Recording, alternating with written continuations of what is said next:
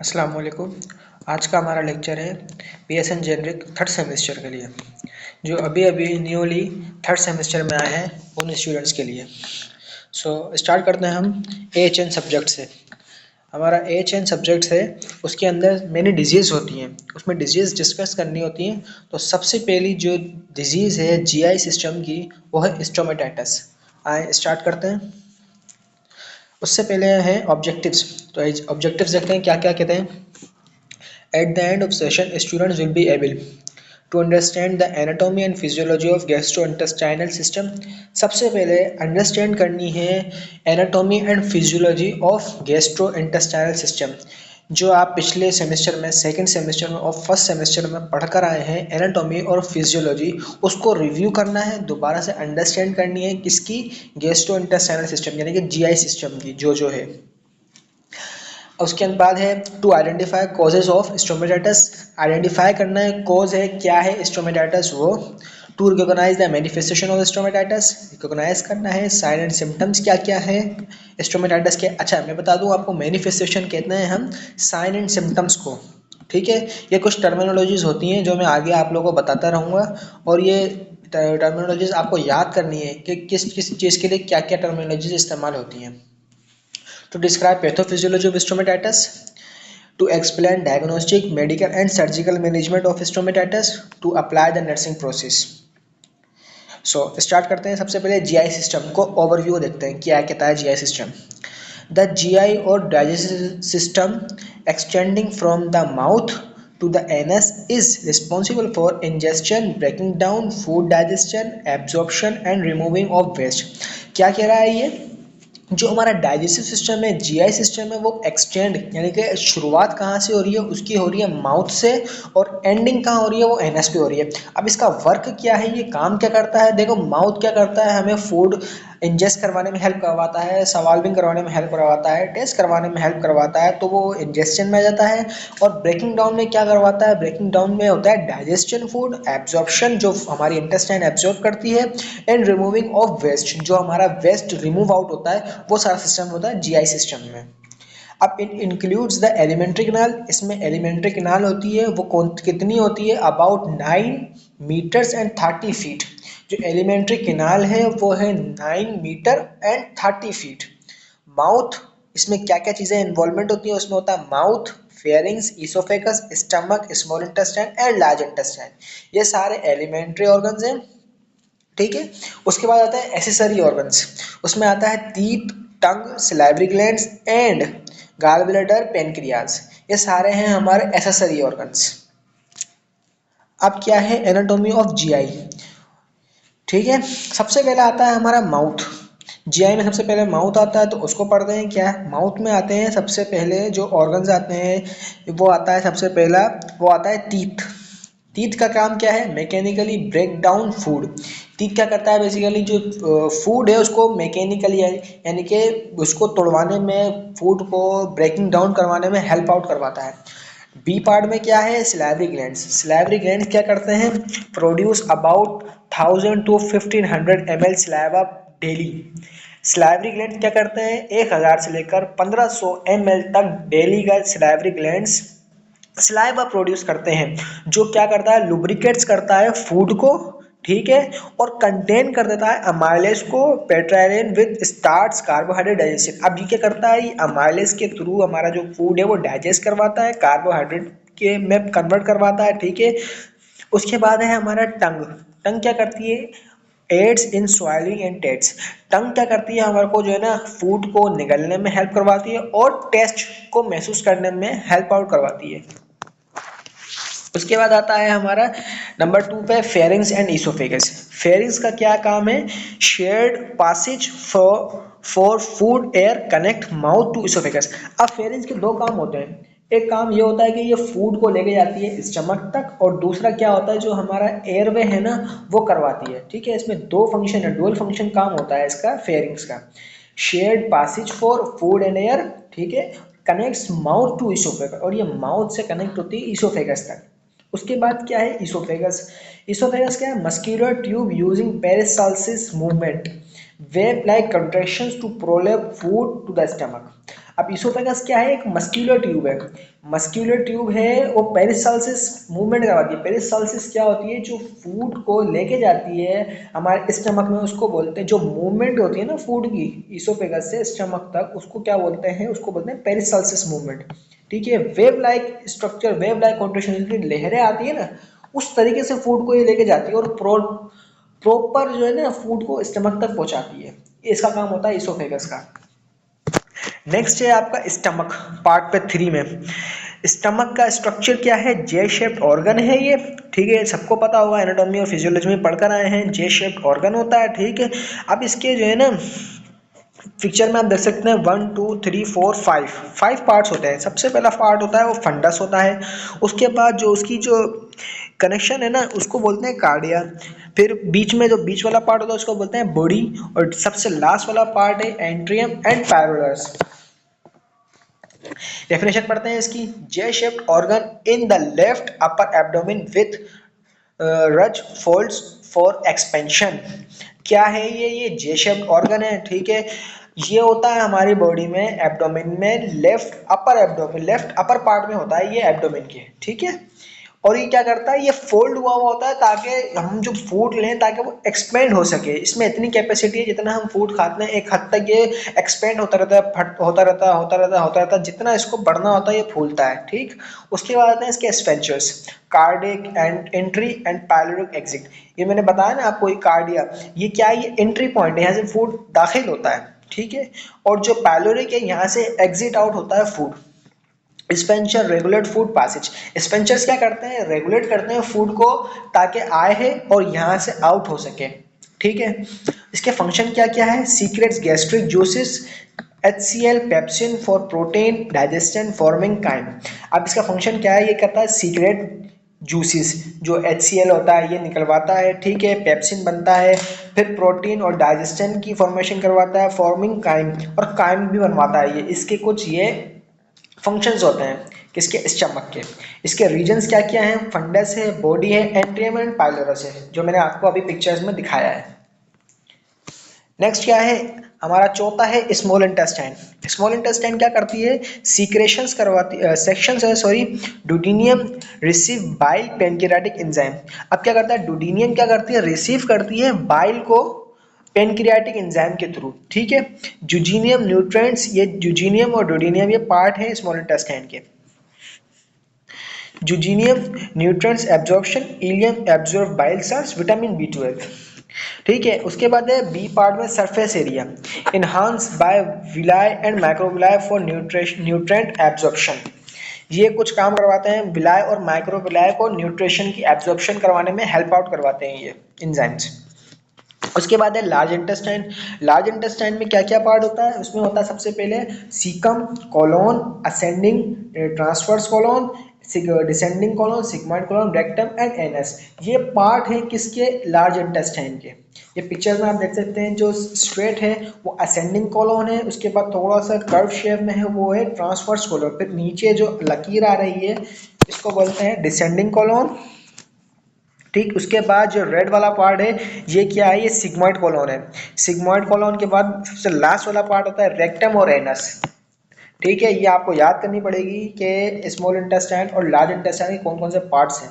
ठीक, उसके बाद इसका फंक्शन क्या है, फंक्शन है absorbs water electrolytes, houses gut flora, ferments, fibre produce vitamin B के। ये इसके कुछ फंक्शंस होते हैं, ये करवाता है। ठीक है, उसके बाद नंबर 6 पे आते हैं हमारे एसेसरी ऑर्गन्स। एसेसरी ऑर्गन्स कौन कौन से हैं, लीवर है, सलाइवरी ग्लैंड्स है, गाल ब्लैडर और पेनक्रियाज है। अब लीवर क्या करता है, लीवर है लार्जेस्ट ग्लैंड्यूलर ऑर्गन, जो हमारी बॉडी का जो इंटरनली लार्जेस्ट ऑर्गन है ना वो है क्या, लीवर। ठीक है, 1.5 टू 3 केजी, एक नॉर्मल ह्यूमन बींग का 1.5 टू 3 केजी तक वेट होता है किसका, लीवर का।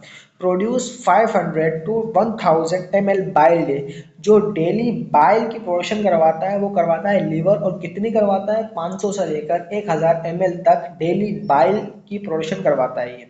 ठीक है, they fed digestion, detoxify harmful substance, stores vitamin and glycogen, produce blood clotting proteins.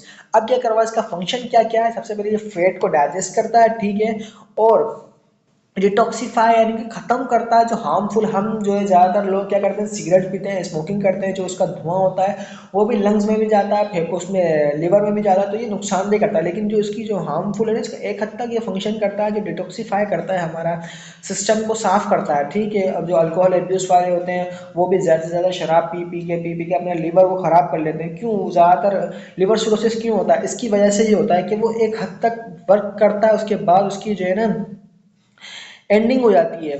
ठीक है ना, फिर लीवर खराब हो जाता है। तो ये इसका सबसे पहला फंक्शन क्या है, ये इसको रिमूव आउट करता है, जो हार्मफुल सब्सटेंस है ना उनको खत्म करता है। ठीक है, उसके बाद है सिलाइवरी ग्लैंड्स।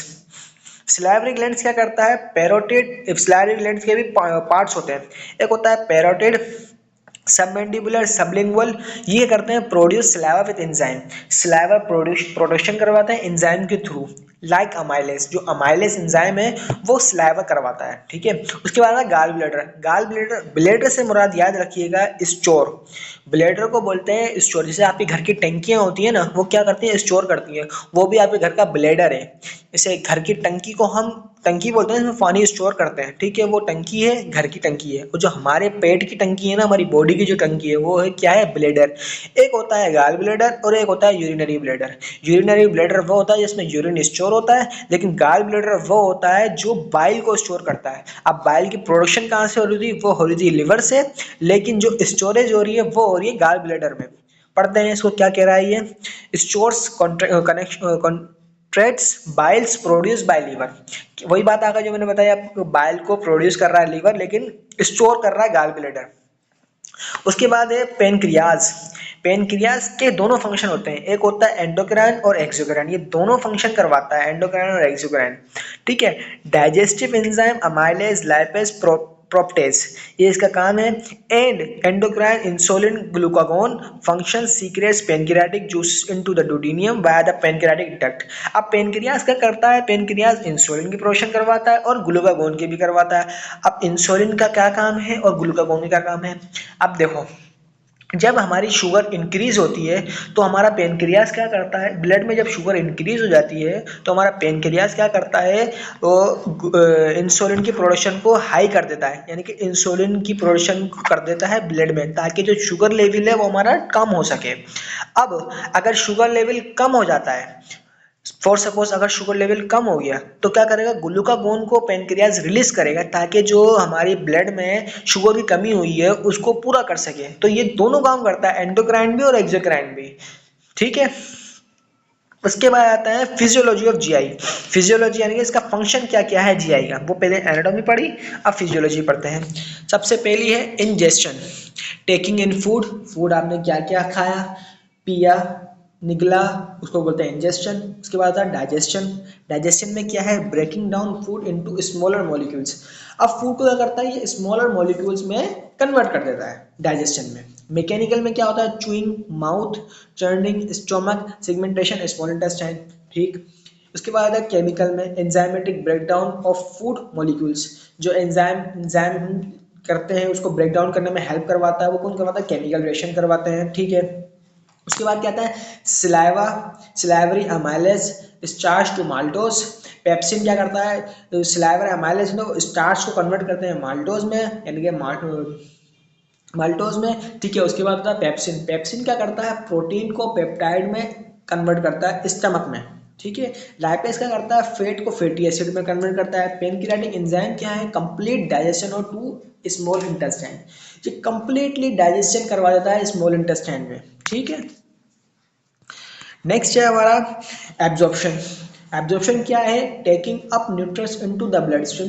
एब्जॉर्प्शन क्या कहता है, क्या करता है, ये जो हम न्यूट्रिएंट्स हमने लिए हैं, ये करता है हमारे जो ब्लड है ना, ब्लड की स्ट्रीम है, ब्लड में डायरेक्ट पहुंचा देता है। ठीक है, न्यूट्रिएंट्स।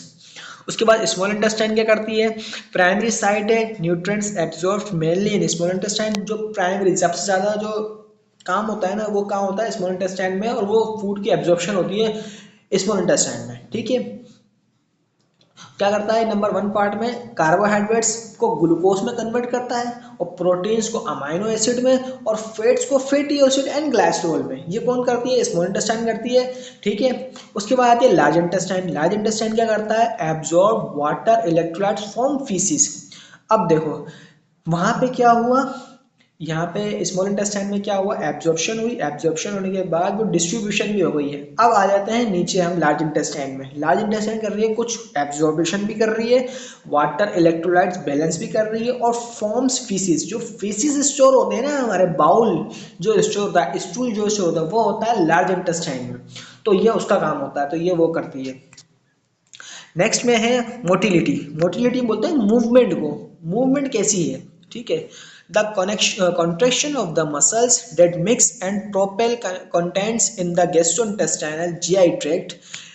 वही बात आ गई है कि जो कॉन्ट्रैक्शन है मसल्स की और मिक्स करने की गैस्ट्रोइंटेस्टाइनल यानी जीआई ट्रैक्ट में, वो क्या क्या है, पेरिस्टालसिस है और सिगमेंटेशन है। पेरिस्टालसिस क्या है, वेव लाइक मसल्स है, यानी कि आपने कभी देखी सीव्यू साइड पे, दूसरे साइड पे क्या होता है, वेव आती है, वेव लाइक स्ट्रक्चर आता है, तो वो भी इसके अंदर भी यही सिस्टम होता है, सेम टू सेम यही प्रोसेस होता है पेरिस्टालसिस मूवमेंट में। Contraction moving food along, food को जो पास करता है वो करती है पेरिस्टालसिस मूवमेंट। उसके बाद है segmentation, mixing contraction in small intestine. Segmentation क्या करता है, फूड को मिक्स करता है स्मॉल इंटेस्टाइन में, ठीक है। नंबर 5 पे आता है एलिमिनेशन। एलिमिनेशन क्या है, कोई चीज को एलिमिनेट करना, बाहर कर देना, खत्म कर देना, उसको बोलते हैं एलिमिनेशन।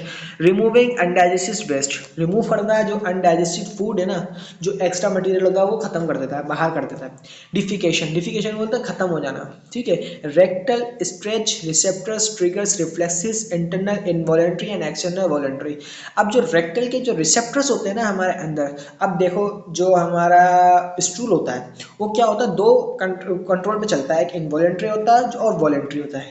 इनवॉलेंट्री होता है जो हमारे कंट्रोल में नहीं होता, और वॉलेंट्री वो होता है जो हमारे कंट्रोल में होता है। अब इसमें स्पेंचर्स लगे होते हैं।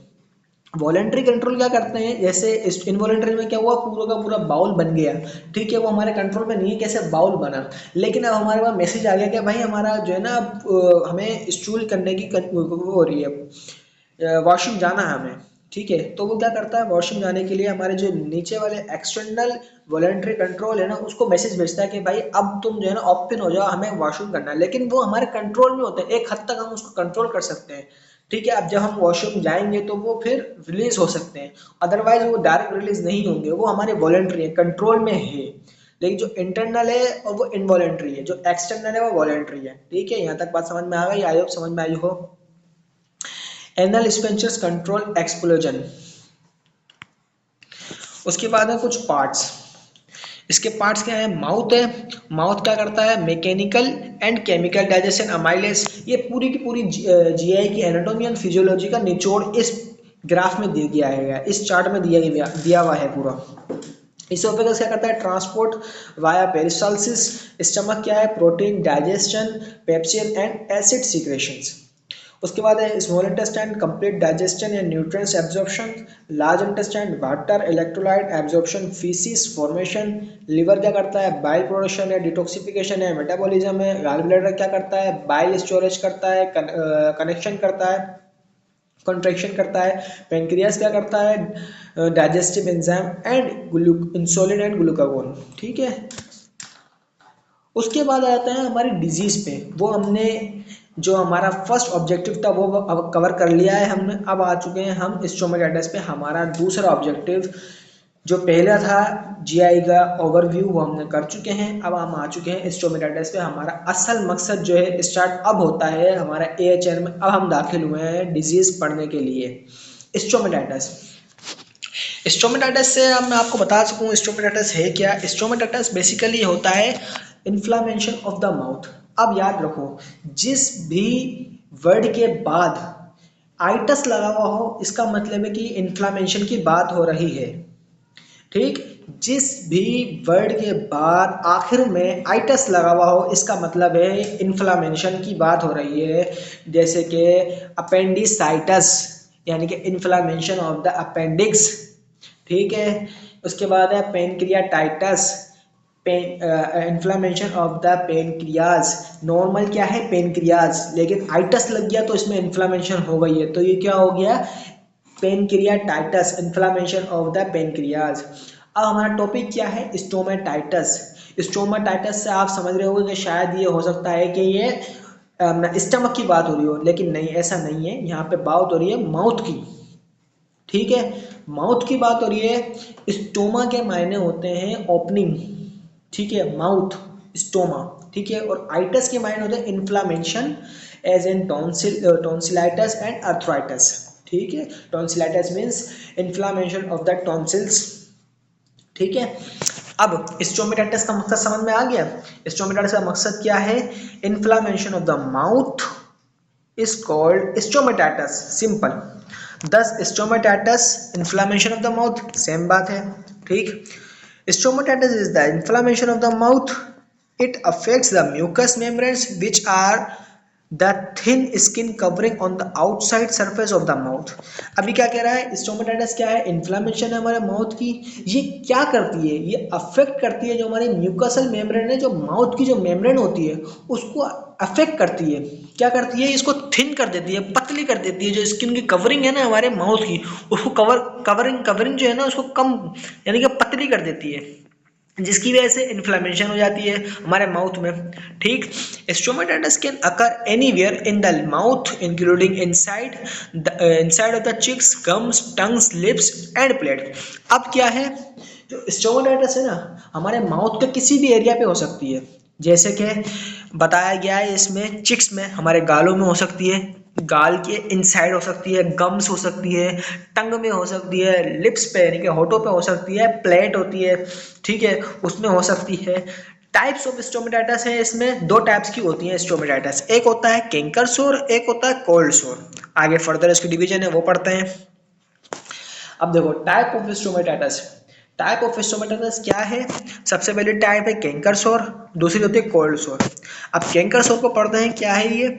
अ canker sore also known as an aphthous ulcer. याद रखिएगा जो कैंकर सोर है उसको हम बोलते हैं एफ्थस अल्सर। इसके दो नाम है, एक क्या है कैंकर सोर जो सिंपल बोलते हैं, और एक होता है एफ्थस अल्सर। ये बात याद रखिएगा, एमसीक्यूज बेस, अब तो एमसीक्यूज बेस पेपर हो रहे हैं तो उसमें याद रखिएगा, अगर सवाल आ सकता है कि भाई व्हाट इज एफ्थस अल्सर, उसमें ऑप्शन देते हैं कैंकर सोर, कोल्ड सोर, ओरल कैंसर, स्टोमेटाइटिस। तो आपको क्या करना है, एफ्थस अल्सर में ये लगाना है कैंकर सोर, ठीक है, लाजमी।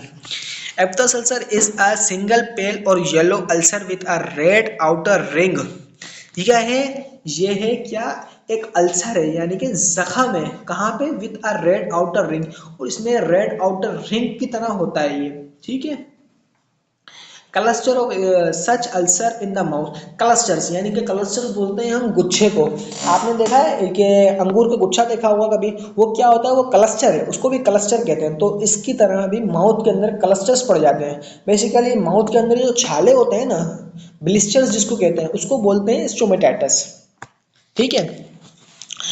अब ये कुछ टाइप्स होती हैं कैंकर सोर और कोल्ड सोर, उसके बेहाथ पे गया गया है। जो अंदर होते हैं, माउथ के अंदर होते हैं और रिंग की तरह स्ट्रक्चर होता है, रेड रेड पैचेस होते हैं, उसको क्या बोलते हैं? कैंकर सोर बोलते हैं, ठीक है। और ये कहाँ कहाँ होते हैं? चिक्स में होंगे, आपकी टंग में होंगे, और आपके इनसाइड द लिप, लिप के इनसाइड में भी ये मौजूद होंगे।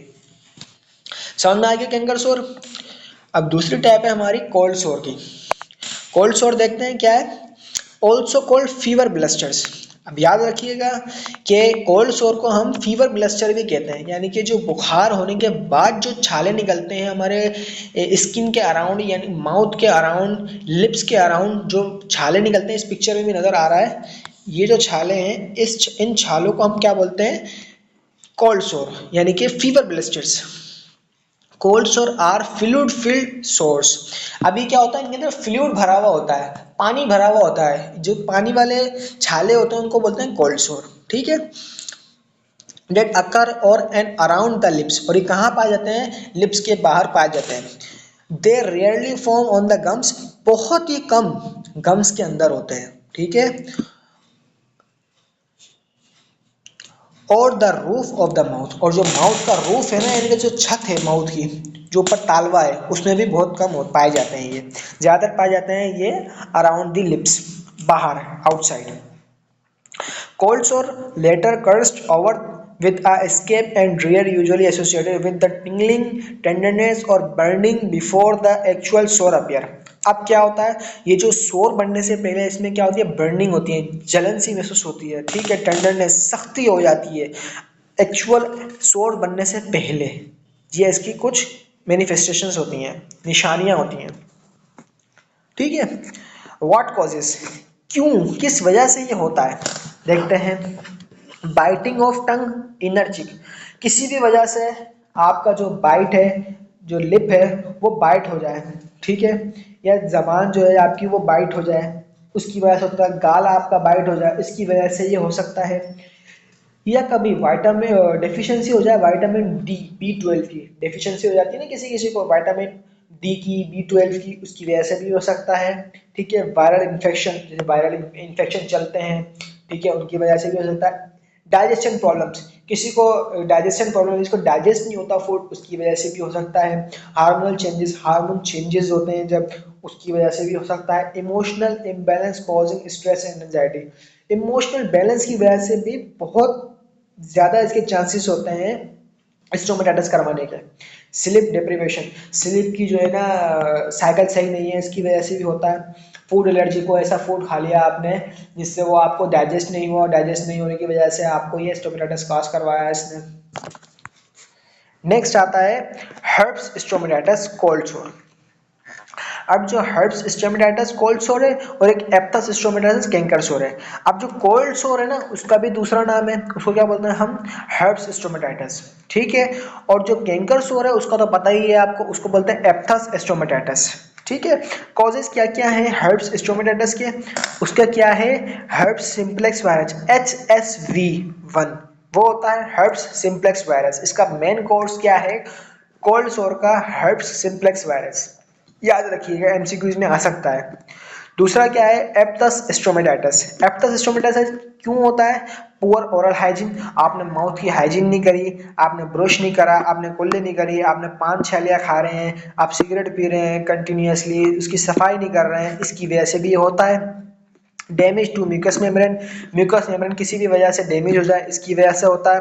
लोकल इन्फेक्शन, कोई भी आपके माउथ में इन्फेक्शन हो जाए, उसकी वजह हो सकता है। सिस्टमिक डिजीज है कोई भी, ठीक है। फिजिकल और केमिकल इरिटेशन है, आपका केमिकल रिएक्शन सही नहीं है बॉडी का, किसी वजह से आपके मुंह पे लग चुकी है, चोट लगी है, उसकी वजह से होता है। एलर्जिक रिएक्शन जो ज़्यादा से ज़्यादा हो जाते हैं, उनकी वजह से भी ये प्रॉब्लम होती है। उसके बाद आते हैं कॉजेज ऑफ स्टोमेटाइटिस, क्यों होते हैं ये stomatitis. The causes of stomatitis are multifactorial and can include, इसके बहुत सारे कॉजेज हैं, वो कुछ कॉजेज नीचे लिखे गए हैं, वो पढ़ते हैं। सबसे पहला कॉज क्या है, trauma.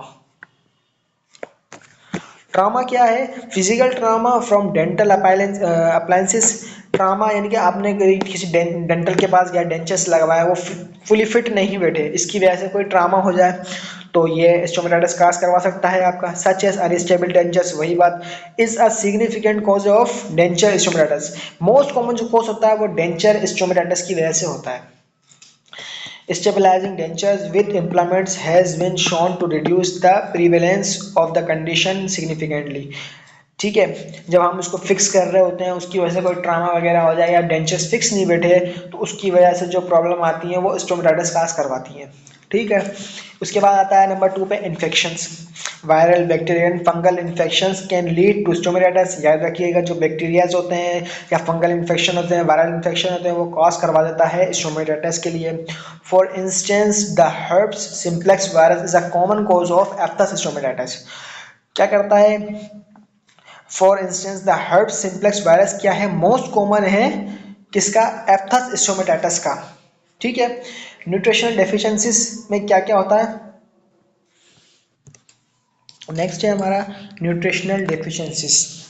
Deficiencies in vitamin such as B12, folic acid and iron can contribute to the development of stomatitis।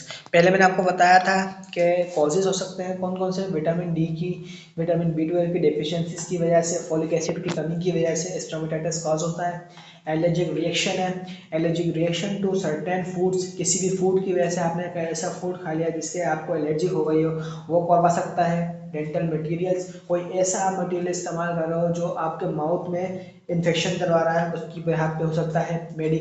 और मेडिकेशन कैन ट्रिगर स्टोमेटाइटिस। और ज़्यादा से ज़्यादा मेन कोज इसमें क्या होता है, जो हम मेडिकेशन इस्तेमाल करते हैं ना, ज़्यादा से ज़्यादा जो मेडिसिन इस्तेमाल करते हैं वो भी सबसे ज़्यादा ट्रिगर करता है कि इसको स्टोमेटाइटिस हो। सिस्टमेटिक कंडीशंस में कौन कौन सी चीज़ें आती हैं? Underlying health conditions like autoimmune disease. Autoimmune disease एक मेन टॉपिक है।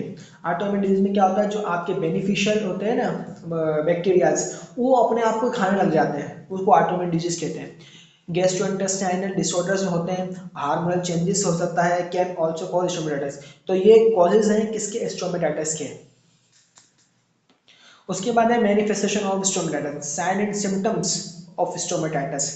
सबसे पहला साइन क्या है? Redness and swelling in the mouth. मैंने आपको पहले बताया जो माउथ के अंदर स्वेलिंग और रेडनेस रहेगी वो क्या काज करवाएगी? स्टोमेटाइटिस की निशानी है कि स्टोमेटाइटिस को बन रहा है, इन्फ्लामेशन ऑफ द माउथ हो रही है। ब्लिस्टर्स ऑन और अराउंड द लिप्स, ब्लिस्टर बन जाए, ठीक है, ब्लिस्टर यानी कि दाने बन जाए, ठीक है, कहाँ पे? अराउंड द लिप्स, लिप्स के अराउंड में। वाइट ग्रे और yellow source with the red borders inside the mouth. कौन कौन सा कलर होगा? वाइट होगा, ग्रे होगा, येलो होगा, सोर होंगे यानी कि जख्म होंगे, रेड बॉर्डर्स होंगे इनसाइड द माउथ, माउथ के पास, ठीक है। ये नजर आ रहा है आपको पिक्चर में, आप देख सकते हैं ये। उसके बाद है burning sensation in the mouth, mouth में जो है ना जलन सी मचेगी, बर्निंग होगी, ठीक है। पेन और डिस्कम्फर्ट अफेक्टिंग ईटिंग, स्वेलिंग और टॉकिंग। पेन होगा, डिस्कम्फर्ट होगी, बेचैनी रहेगी, किसकी वजह से? आप जब खाना खाएंगे जब, स्वेलिंग निकलेंगे जब, और टॉकिंग या बात करते वक्त जब आपको ये प्रॉब्लम दे सकता है। पैथोफिजियोलॉजी क्या कहती है इसकी? पैथोफिजियोलॉजी यानी कि जिसमें डिजीज की इन्वॉल्वमेंट क्या है, किसकी वजह से ये हो रहा है, वो क्या है। पॉजिटिव फैक्टर्स कौन कौन से हैं इसमें? इन्फ्लामेटरी रिस्पॉन्स एक्टिवेशन, जो इन्फ्लामेटरी यानी कि जो ऑटोइम्यून डिजीज है ना वो एकदम से एक्टिव हो चुकी है, इसकी वजह से भी करवा सकती है। उसकी वजह से क्या होगा? इपिथेलियल टिश्यू डैमेज होंगे, ठीक है, वो अल्सरेशन काज करवाएंगे। इसके बाद सेकेंडरी इन्फेक्शन स्टार्ट हो जाएगा। सेकेंडरी यानी कि एक वन प्रॉब्लम से अनदर प्रॉब्लम में चले जाए, उसको हम सेकेंडरी इन्फेक्शन कहते हैं। वो क्या करेगा?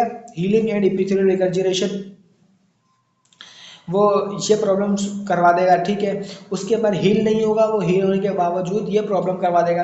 फिर उसके बाद back to trigger if unresolved, वो बाद में दोबारा से जो है ना ट्रिगर हो जाएगा और वो रिजोल्व नहीं होगा। तो ये कुछ कॉजेटिव फैक्टर्स होते हैं किसके? स्टोमेटाइटिस के। नेक्स्ट है trigger insult, stomatitis begins when the oral mucosa is exposed to irritants। अभी ट्रिगर क्या करेगा? ये स्टोमेटाइटिस है ना, जो ओरल म्यूकोसा है हमारे माउथ की, उसको क्या करेगा? एक्सपोज कर देगा, यानी कि ओपन कर देगा। कोई भी बैक्टीरिया आ जाए, कोई भी फंजाई आ जाए, ठीक है, वो आके इसके अंदर अटैच हो जाए, like infection, trauma, allergies, chemical और सिस्टमेटिक डिजीज। यानी कि इसको एक्सपोजर मिल गया, कोई भी आके हमें अटैक कर दे, ठीक है, जो इसके सोल्जर्स है ना वो खत्म कर दिया, इसकी जो म्यूकोसा है ना उसको खत्म कर दिया इसने। अब कोई भी इन्फेक्शन आके हमारे ऊपर अटैक कर सकता है, तो ये ट्रिगर हो चुका है, ये ट्रिगर है इसके मायने, ठीक है। इसके बाद है inflammatory response, the irritants triggers the release of inflammatory mediators like histamine, prostaglandins, and cytokine, leading to vasodilation and increased capillary permeability। इसके बाद क्या होगा? हमारा जो इन्फ्लामेटरी रिस्पॉन्स है ना वो एक्टिवेट हो जाएगा। वो क्या करेगा? जो हमारे हिस्टामिन है ना, हिस्टामिन रिलीज होता है, प्रोस्टाग्लैंड जो ग्लैंड्स हैं, स्लाविक ग्लैंड्स, ये क्या करेंगे? ये करवा देंगे क्या? वेजोडाइलेशन। वेजोडाइलेशन से क्या होगा? जो हमारी इसकी कैपिलरी है ना वो इसकी जो इंक्रीज है ना कैपिलरी की परमेबिलिटी उसको इंक्रीज कर देगा, ताकि ये इन्फेक्शन जो है हमारी बॉडी में दाखिल ना हो सके, ठीक है। इसके बाद दूसरा बार ये करेगा। नंबर थर्ड पे क्या होगा? Tissue damage and cell injury. अगर ये चीज़ कामयाब नहीं हुई तो वो क्या करेगी? टिश्यू डैमेज कर देगी और सेल इंजरी की तरफ पेशेंट चले जाएगा। This inflammatory process cause oedema, redness and pain. ये इन्फ्लामेटरी रिस्पॉन्स क्या करेंगे? एडिमा कर देगा, रेडनेस कर देगा और पेन कर देगा। डैमेज एपिथेलियल सेल्स में स्लो ऑफ फॉर्मिंग अल्सर्स और ब्लिस्टर्स, ठीक। सेकेंडरी इन्फेक्शन में क्या होगा? If applicable damage tissue provides a medium of bacterial, viral like herb simplex और फंगल लाइक कैंडिया सुपर इन्फेक्शन। इसकी वजह से सेकेंडरी इन्फेक्शन में चलेंगे, वन प्रॉब्लम की वजह से दूसरे प्रॉब्लम में चले आएंगे, तो ये चीज़ें होंगी उसके अंदर। हीलिंग फेज, हीलिंग फेज में आ जाते हैं हम। विथ रिमूवल और control of the causative agent epithelial regeneration occurs, restoring normal mucosal integrity. अगर हीलिंग होनी है तो वो जो एपिथेलियल में रिजनरेशन है वो खत्म हो जाएगी, ठीक है, नॉर्मल वक्त में दोबारा से वो आ जाएगा माउथ हमारा।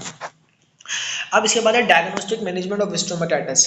डायग्नोस्टिक मैनेजमेंट क्या कहती है स्टोमेटाइटिस की? वो है हिस्ट्री एंड फिजिकल एग्जामिनेशन, हम सबसे पहले हिस्ट्री लेंगे पेशेंट से, फिजिकल एग्जामिनेशन करेंगे, ठीक है। अच्छा, हिस्ट्री वाला जो हेल्थ असेसमेंट का है ना, वो आपका एक अलग सब्जेक्ट है, उसमें आप सीखोगे कि भाई पेशेंट से कैसे हम हिस्ट्री लेते हैं, उसकी एग्जामिनेशन कैसे करते हैं, वो सारा आपको हेल्थ असेसमेंट पढ़ाया जाएगा, ठीक है। उसके बाद है ओरल इंस्पेक्शन। ओरल इंस्पेक्शन करेंगे, माउथ की पूरा का पूरा माउथ को देखेंगे, जांच पड़ताल करेंगे भाई क्या प्रॉब्लम है इसमें, कैसे ब्लिस्टर्स हैं वो देखेंगे, रेडनेस, ब्लिस्टर्स, अल्सर्स, पेचिस, ठीक है। पेशेंट से हिस्ट्री लेंगे, recent infection, trauma, allergies and medication use. उससे पूछेंगे भाई आपके इससे पहले कोई इन्फेक्शन था माउथ में, या फिर कोई ट्रामा हुई थी, इंजरी हुई थी, या फिर कोई आप किसी चीज़ से एलर्जी है, या आप कौन सी मेडिकेशन यूज़ करते हो, ठीक है। ये कुछ हिस्ट्री होती है, हम उनसे लेते हैं। लेबोरेटरी टेस्ट करवाएंगे इफ़ नीडेड, अगर ज़रूरत पड़ी तो। सीबीसी करवाएंगे, उसमें चेक करेंगे भाई इन्फेक्शन तो नहीं है, कोई एनीमिया एनीमिया तो नहीं है, ठीक है। कल्चर एंड सेंसिटिविटी करेंगे फ्रॉम ओरल लीजन्स। कल्चर यूँ करवाते हैं कि हमें पता चल जाए कौन सा बैक्टीरिया इसके अंदर इन्वॉल्व है, बैक्टीरियल, फंगल और वायरल इन्फेक्शन के लिए। वायरल पीसीआर कराएंगे फॉर सस्पेक्टिव हर्ट सिम्प्लेक्स के लिए, ठीक है। बायोप्सी करेंगे, वहाँ से टिश्यू लेंगे कोई, उसमें देखेंगे भाई कैंसियस तो नहीं पड़ रहा वो सेल्स। अगर हमें दिखेगा कि भाई वो हील नहीं हो रहा, तो हम उसकी बायोप्सी करेंगे, यानी कि बायोप्सी करते हैं जो हमें लगता है ना कि भाई अभी कैंसियस सेल्स हो रही है, या फिर ये इस प्रॉब्लम की वजह से आया, अभी हील क्यों नहीं हो रही है, तो हम वहाँ जहाँ पे प्रॉब्लम है ना, वहाँ से टिश्यू लेके हम लैब में भेजते हैं, फिर चेक करते हैं उसको, तो उसको बोलते हैं biopsy. If chronic non healing और सुपिशियस ऑफ फॉर मेलिग्नेंसी। देखो वही बात आ गई, लॉन्ग टर्म से अगर वो हील नहीं हो रही है प्रॉब्लम, और हमें शक है कि भाई ये अब कैंसर की तरफ जा रहा है, मेलिग्नेंसी की तरफ जा रहा है। अब कैंसर के भी दो टाइप होते हैं, वो होता है एक मेलिग्नेंसी होती है, ठीक है, और एक होता है नॉन कैंसीरियस, ठीक है। जो मेलिग्नेंसी कैंसर होता है वो मेलिग्नेंसी कैंसर होता है वो कैंसीरियस सेल्स होते हैं, ठीक है। जो नॉन कैंसीरियस होता है वो स्प्रेड आउट नहीं होता, याद रखना। Medical management of stomatitis, stomatitis की मेडिकल मैनेजमेंट होती है, वो क्या है, सिस्टोमेटिक ट्रीटमेंट है, जो सिस्टम नजर आ रहा है हम उसकी ट्रीटमेंट करेंगे। एनाल्जेसिक देंगे, पैरासीटामोल देंगे, आइब्रोफ्रीन फॉर पेन, ये सब दे देंगे ताकि पेन उसका कम हो सके। टॉपिकल एनेस्थेटिक देंगे, यानी कि टॉपिकल यानी कि माउथ में कोई चीज़ लगा सको ऐसी चीज़ें देंगे। लिडोसिन जेल और mouthwash. Anti inflammatory agents में topical corticosteroids, triamcinolone, anti acetonide paste देंगे, ठीक है। ये सारे जो है ना, ये सारी की सारी दवाइयाँ हम उसको देंगे, या फिर कोई भी माउथ पेस्ट दे देंगे ताकि उसमें जो उसकी प्रॉब्लम है वो हील हो सके। Anti microbial therapy based on cases के बेहाफ पे जो एंटी माइक्रोबियल जो उसके माइक्रोब्स के अगेंस्ट काम करे वो देंगे। एंटी फंगल्स है, एंटी वायरल्स है, एंटीबायोटिक्स है, ठीक है। ऑरल केयर मेजर्स में क्या करेंगे, सॉल्ट वाटर देंगे और एंटीसेप्टिक माउथ वॉश देंगे, ठीक है। अवॉइड स्पाइसी फूड, एसिडिक और हार्ड फूड्स, हम उसको मना करेंगे आपको ये जो है ना एसिडिक फूड नहीं लेना, ठीक है। हार्ड फूड नहीं लेना जो सख्त हो, आपको निकलने में मुश्किलात करे, या फिर उसकी वजह से दोबारा से आपको स्टोमेटाइटिस का जो ऐसी चीज़ें नहीं लेनी।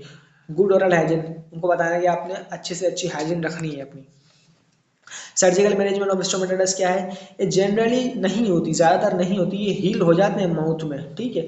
अगर क्रॉनिक हीलिंग है, क्रॉनिक हीलिंग नहीं हुई है, लॉन्ग टर्म चलती आ रही है, तो हमें क्या करना पड़ता है, एक्सेशनल बायोप्सी करनी पड़ती है, ठीक है, अगर रिक्वायर है तो। एप्सिस formation needs incision and drainage, एप्सिस अगर पस फॉर्मेशन पड़ गई है उसमें, ठीक है, कोई भी प्रॉब्लम आ चुकी है, तो हम इंसिशन करके ड्रेन करते हैं उसको, यानी कि वहाँ से जो है इसकी ड्रेनेज करके निकाल देते हैं सिस्टम को, जो भी उसमें माउथ में उसमें भरा हुआ है, पस भरी हुई है, फ्लूइड है, जो भी है हम इसको ड्रेन कर देते हैं, ठीक है। इंसेशन बोलते हैं कट करने को। सीवियर नेक्रोटिक टिश्यू में भी नीडेड डेब्रीमेंट, अगर लॉन्ग टर्म से कोई भी नेक्रोटिक टिश्यू उसमें पड़ा हुआ है, ठीक है, डेड टिश्यू पड़े हुए हैं, उसको हम बाहर कर देंगे। उसके बाद आता है नर्सिंग प्रोसेस। नर्सिंग प्रोसेस जो है ये आपका जो है असाइनमेंट है, जब आप ये स्टोमेटाइटिस पूरा पढ़ लें, आपके टीचर आपको समझा दें, तो आप ये नर्सिंग प्रोसेस बनाइएगा, ठीक है, ताकि ये आपको आने वाली डिजीज़ में आसानी महसूस हो सके। ठीक है। उसके कुछ फेसेस होते हैं, आपको पता होगा। सबसे पहले असेसमेंट में सब्जेक्टिव डाटा लेते हैं और ऑब्जेक्टिव डाटा लेते हैं। सब्जेक्टिव डाटा वो होता है जो पेशेंट खुद बताता है, ऑब्जेक्टिव डाटा वो होता है जो हम खुद कलेक्ट करते हैं पेशेंट से वाइटल्स के थ्रू, ठीक है, उसके लैब रिजल्ट्स के थ्रू, ठीक, ये होता है ऑब्जेक्टिव डाटा। ठीक है, उसके बाद नर्सिंग डायग्नोज बनाते हैं हम, डायग्नोज उसकी प्रॉब्लम के हिसाब से बनाएंगे, ठीक है, प्लानिंग करते हैं, जो डायग्नोज करिए हम उसके बाद प्लानिंग करेंगे, फिर प्लानिंग के बाद जो अपने प्लान करा है उसको इम्प्लीमेंट करेंगे, इम्प्लीमेंट के बाद हम देखेंगे एवेल्युएशन। एवेल्युएशन नहीं है कि भाई हमारी जो आया क्या प्रॉब्लम थी वो रिजॉल्व हुई है या नहीं हुई है। अगरचे वो रिजॉल्व नहीं हुई है, सॉल्व नहीं हुई है, तो हम दोबारा से असेसमेंट करके वो प्रॉब्लम सॉल्व करने की कोशिश करेंगे। आई होप आप लोगों को अच्छे से लेक्चर समझ में आया होगा। अगर समझ में आया तो कमेंट में रिव्यूज़ दीजिएगा प्लीज़, और लाइक सब्सक्राइब करना नहीं भूलिएगा। ओके, अल्लाह हाफिज़, मिलते हैं नेक्स्ट लेक्चर में।